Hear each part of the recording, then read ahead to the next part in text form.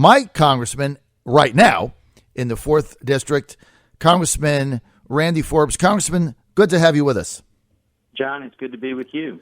Let's start politics and then go to the policy scene. We've got a lot going on in a short time, Congressman. I want to start just with the political end. It was reported today by Wavy TV that yourself and Shirley are getting another abode in Virginia Beach. Now, are you going to move to the 2nd District, or is that just some place that you'll be staying every so often, sir? We'll be staying there an awful lot. We're excited about having a place in Virginia Beach because it's real close to the ocean. And when Shirley and I were dating when we were young, we got to walk along that boardwalk, and we get to do that again now. And so we're excited about the time we'll spend there. As you know, we spend a lot of time in Washington, and I've been up front all the way through, John, that we're not going to sell our home that we've had in Chesapeake. It's 8 miles outside the line, but this home has been a generational home, and regardless of where we would go, we would never sell that home. But we're looking forward to spending a lot of time, not just in Virginia Beach, but all up and down the 2nd District. We spent all last Friday on the Eastern Shore. We spent a lot of time in Williamsburg, the coast, and we're going to continue to spend a lot of time in all those areas.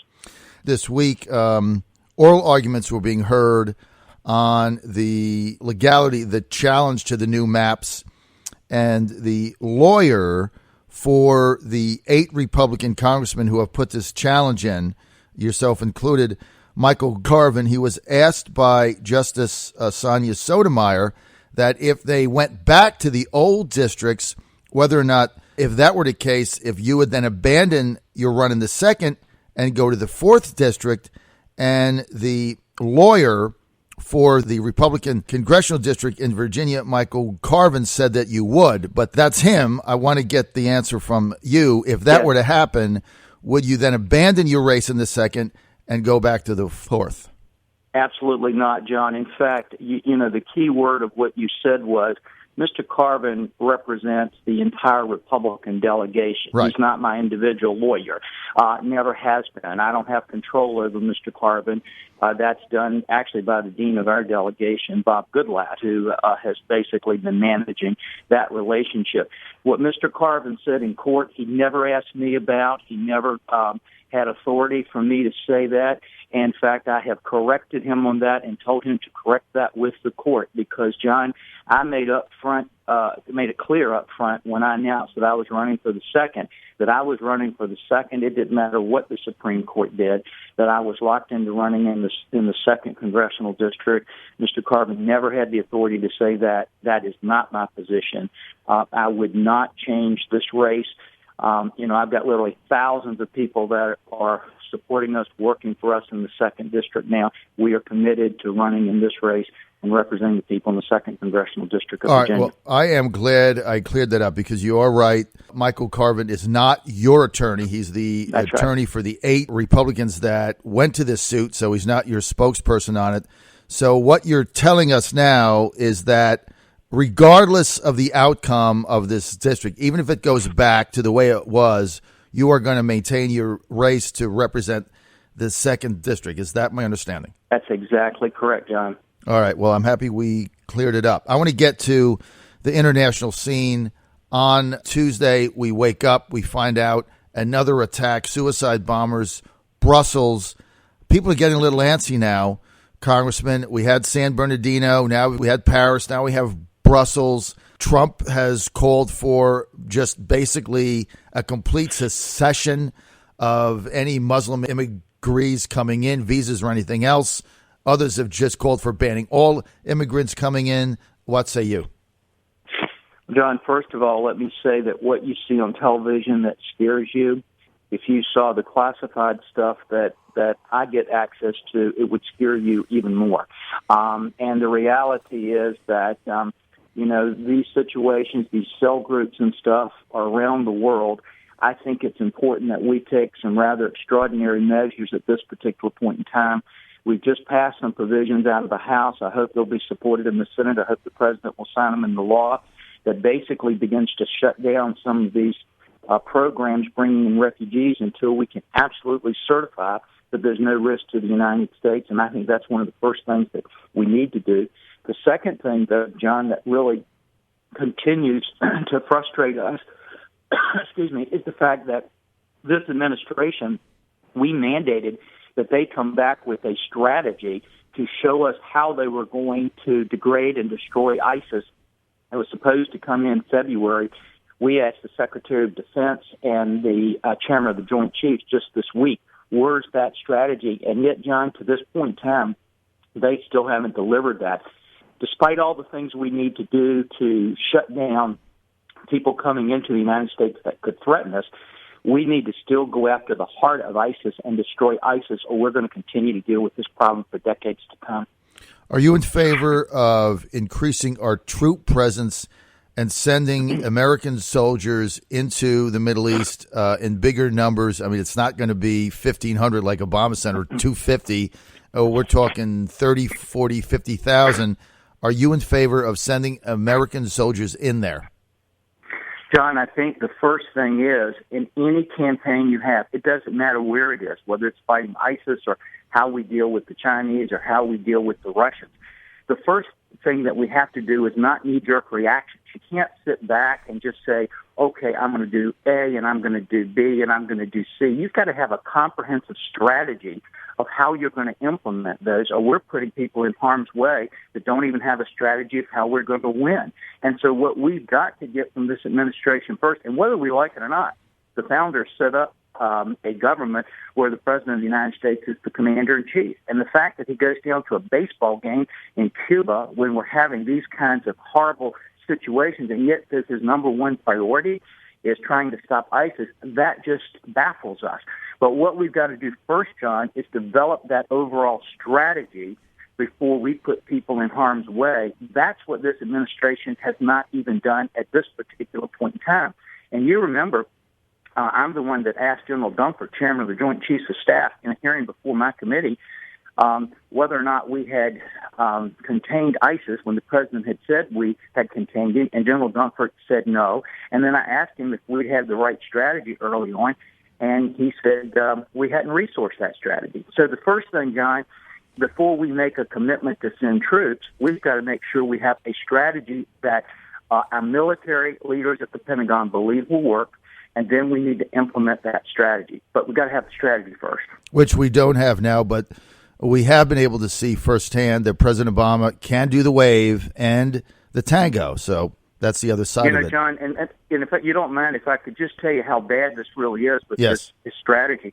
Just this week, I had the Secretary of Defense before me in my committee, and General Dunford.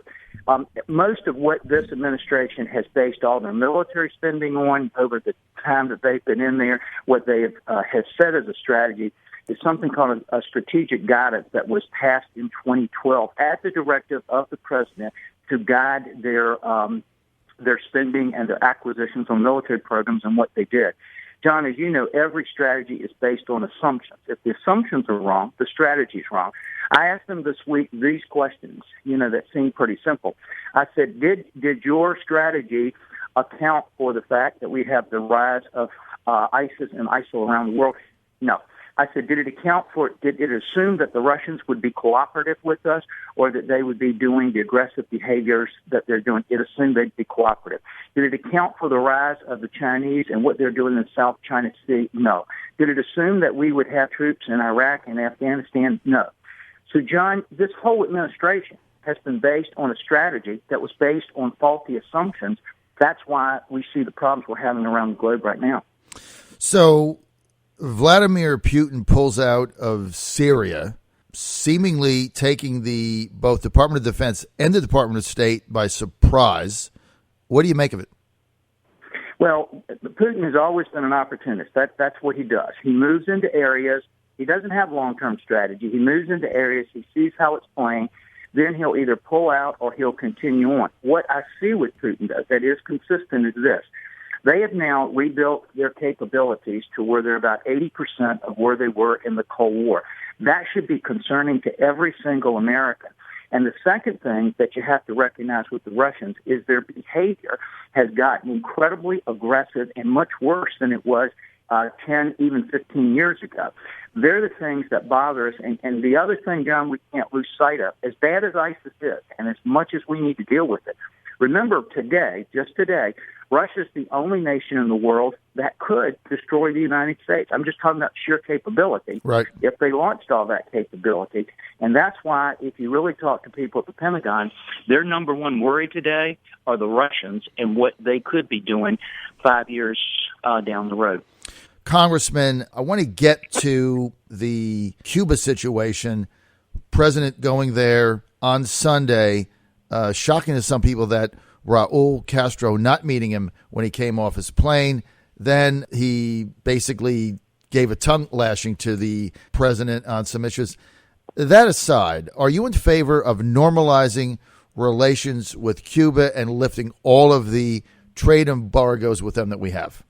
No, I'm very, very concerned about what we're doing with Cuba because of the human rights situations we see they're still going on with Cuba, John. And one of the things that really bothers me is when you see the President of the United States, the most powerful democratic country in the world, the most powerful superpower in the world, arguably the only still superpower in the world, and you see him essentially going hat in hand to Cuba like some tourist that's just excited to go to a baseball game there, and standing up while the leadership in Cuba criticizes the United States and not even standing up for the United States, but actually thanking Cuba for doing that.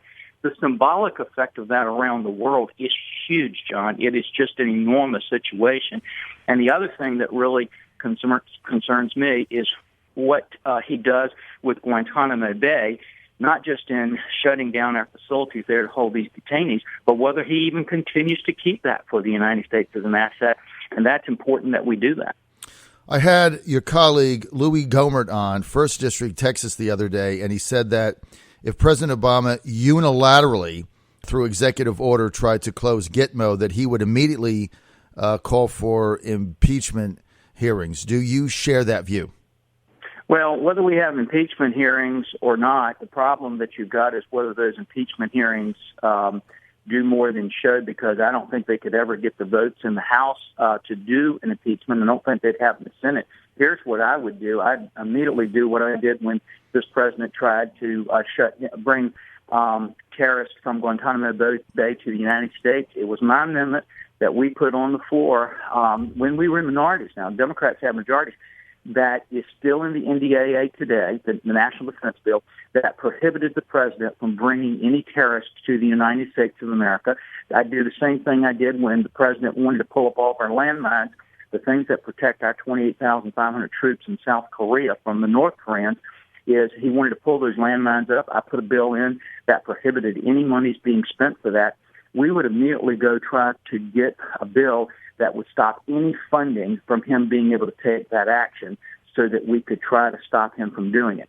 My most important thing is we don't lose Guantanamo Bay. The repercussions that come after that are something we can deal with down the road. That makes sense. Let's go to trade, the Trans-Pacific Partnership Act. We passed fast track. So basically, Congressman, if you get reelected back to Congress in 2017 or maybe at the end of 2016, there's going to be an up or down vote on the Trans-Pacific Trade Partnership Act. The last time we had you on, you said, well, you might make some amendments. The way it's done now, there are no amendments. You either vote up or down. If that vote were today, Congressman Forbes, would you vote in favor of TPP or not? Not today. I would not feel comfortable giving that kind of authority to President Obama. Okay, so unequivocally you're saying right now, TPP, you're coming down as a no. I don't think that vote will come up, John, because I think most members of Congress right now would be very, very concerned about giving this to the President of the United States and make sure that when I had indicated amendments to that agreement, I wasn't talking about amendments on the floor. I was talking about amendments that the administration could make to tweak that agreement. And the second thing is it makes a huge difference. Two things. The devil's always in the details that can come into that agreement. But the other big thing that's important on that agreement is who's the President of the United States, because you're giving a lot of authority to one man. As it stands now, though, just to be clear, you would vote no.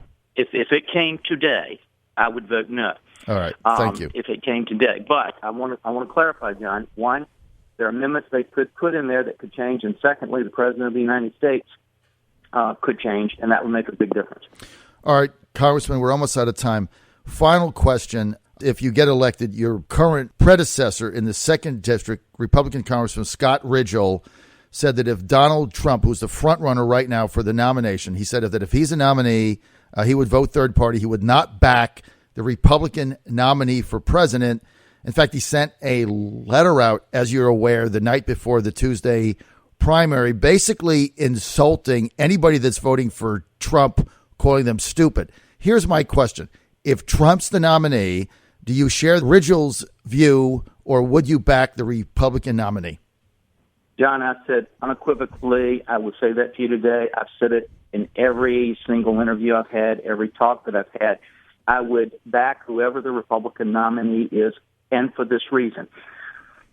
The primary reason that we are in the problem we're in and we see the country slipping through our fingers today is because of the policies of Barack Obama.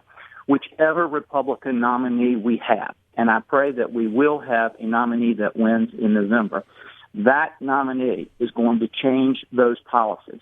Also, people forget, it's not just about one man or woman. It's about all the appointments they make to all the positions in government, which is crucial to changing the policies and rolling what Obama has done. We simply can't afford, John, 4 more years of President Obama's policies for this country. I'm confident whoever the Republican nominee is, that nominee is going to